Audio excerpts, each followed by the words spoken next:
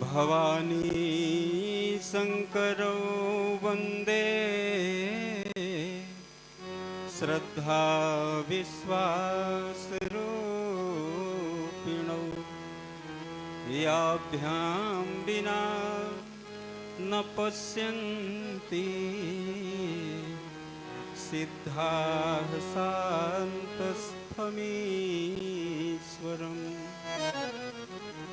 गंगातरंगरमणीय जटा कलापं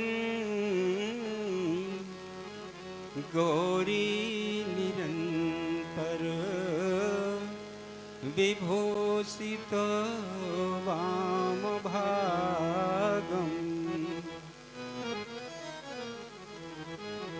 रामेण सेवित उमापति रामनाथं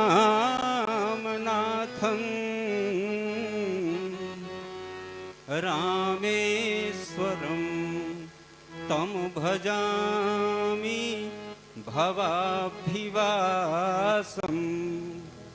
रामेश्वरं तं भजामि भवाब्धिवासं। जगन्नियंता जगदाधार प्रभु श्री सांब सदाशिव जिनके चरणों में हम सब उपस्थित हैं, परम पूज्य व्यासपीठासीन आचार्य प्रवर पंडित श्री राम सुजान शास्त्री जी महाराज इस नव दिवसीय ज्ञान यज्ञ में आपके साथ आहूत समस्त विद्वान आचार्यगण इस ज्ञान यज्ञ में कथा को अपने संगीत से सजाने वाले हमारे रामू भाई और उनके साथ उनके अनुज गंधर्वगण, आप समस्त भक्तजन, भक्तिमती देवियों,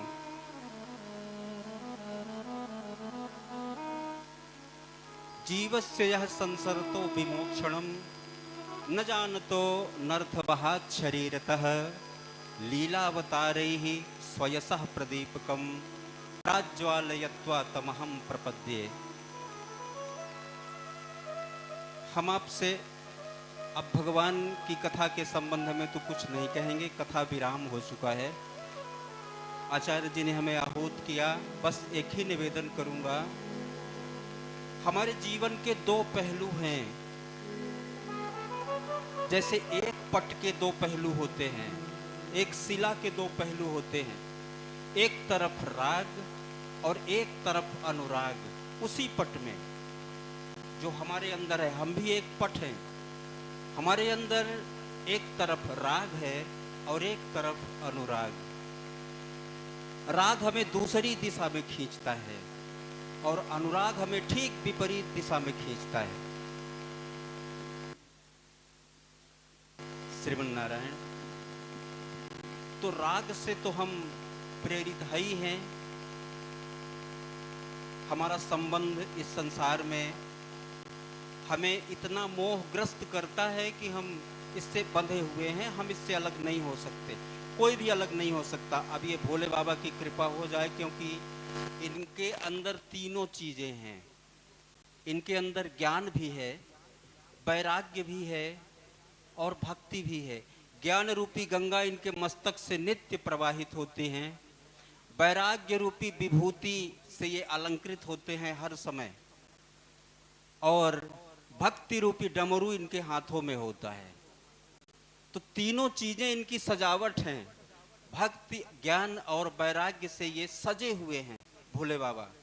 इनकी कृपा हो जाए और हम भी इनका कृपा पात्र बनकर अनुराग की ओर मुड़ जाएं, बहुत ही कृपा होगी उनकी। लेकिन राग में रहकर ही हम अनुराग में जीना सीखें, इसीलिए कथाएं होती हैं। हमारे आचार्य जी 9 दिनों तक नित्य आप सबको यही समझाते रहे। शिव पुराण के बहुत सारे पवित्र दृष्टांतों के माध्यम से आप सबसे यही आग्रह करते रहे और वो सब आपके अंदर दिख भी रहा है। मैं तो हमेशा इनके साथ में हूँ। यदि ऐसा न होता तो ये क्रम टूट गया होता।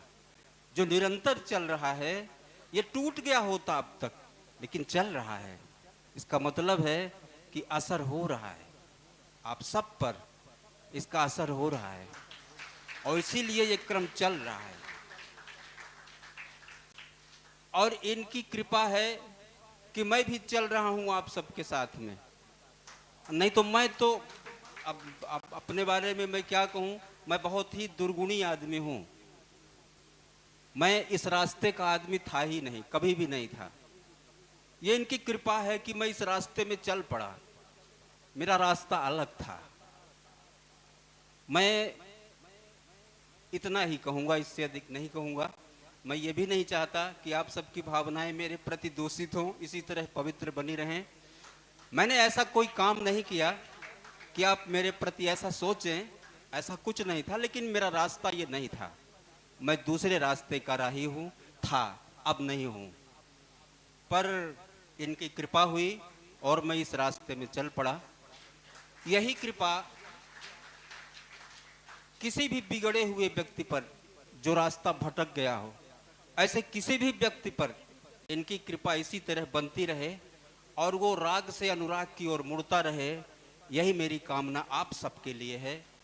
आप सब भी इनका इसी तरह अनुगमन करें। मैं भी करता रहूँगा जो भी समय शेष बचा है। इस समय में मेरा भी यही प्रयास रहेगा कि इनकी जो ये यात्रा है, ये बहुत ही दिव्य यात्रा है। ऐसा सौभाग्य बहुत कम मिलता है इस यात्रा में चलने का। ये तो एक दिन, एक वर्ष, 2-4 साल की यात्रा नहीं है। इन्होंने ऐसा प्रोग्राम बनाया है कि मुझे नहीं लगता है कि ये यात्रा बंद होने वाली है। ये चलती रहे और चलना चाहिए। ऐसी यात्रा चलना चाहिए। हम कभी बचपन अवस्था में थे, याद आता है वो दिन। हम कभी युवा अवस्था में थे, वो दिन भी याद आते हैं। लेकिन आज वो दिन हमें फिर नहीं मिल सकते। मिलेंगे क्या? नहीं मिलेंगे। हम जीना चाहते हैं उन दिनों को और जीना चाहते हैं, लेकिन नहीं जी सकते। हमें एक निश्चित समय मिला है। उस समय को जीने के लिए हमें एक अवधि मिली है, हमें बांध दिया गया है उस समय में। हम उससे ज्यादा उस समय को नहीं जी सकते। अब हमें ये समय जीना होगा। ये हमारी व्यवस्था है, ये प्रकृति का नियम है। यदि इसे हम पहले सोच लें, इस अवस्था में पहुंचने से पहले ये बात सोच लें कि समय निर्धारित है, तब हम समय का सदुपयोग कर पाते हैं। अन्यथा वो समय सोचते सोचते बीत जाता है, हम कुछ कर नहीं पाते।